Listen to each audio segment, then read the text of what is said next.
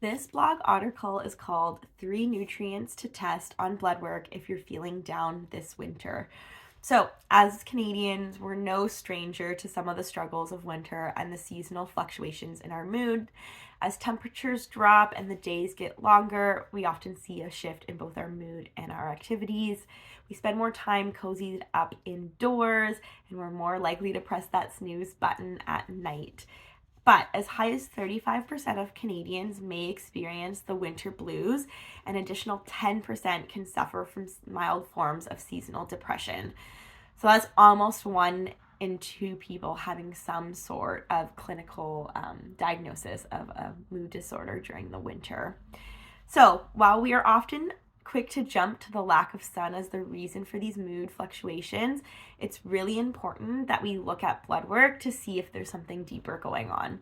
So here are three nutrients that I like to test as a naturopath in Ontario on blood work for my patients if they're experiencing low mood, low energy, trouble concentrating, or changes in their sleep, especially in the winter.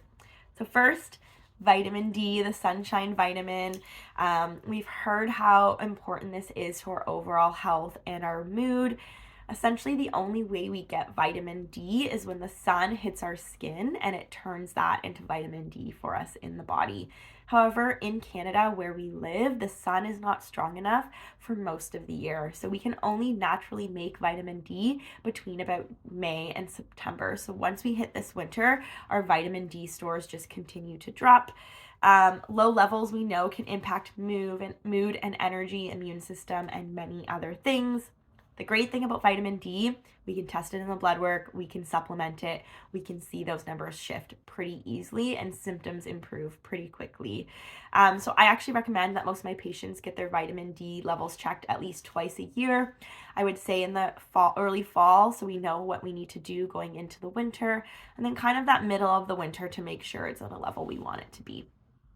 Number two is going to be ferritin and a CBC. So low iron stores and anemia can have a huge impact on how we feel, especially menstruating women. They lose blood every month. They often have low iron levels because of their monthly cycle. So optimizing numbers for ferritin, they present on a range. So it's really important to test these numbers, see what they look like.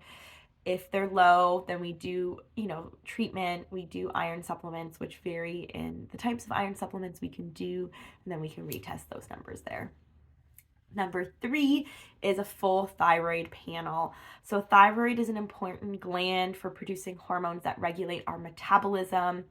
While the TSH numbers is something that medical doctors often look at, I actually like to look at a full panel so we can see how the actual hormones are doing. So running TSH, T3, T4, and the thyroid antibodies. And then what we can do is through improving thyroid function, through vitamin and mineral support or medication if needed, we can have a huge impact on our mood and our energy. So if any of this kind of piqued your interest and you want to dive a little bit deeper, I have a webinar on the Optimal You community membership, the monthly paid subscription for 5 ways to boost your mood this winter. So you can dive a little bit deeper into what you can do if you've had your blood work done or if you haven't. Check it out.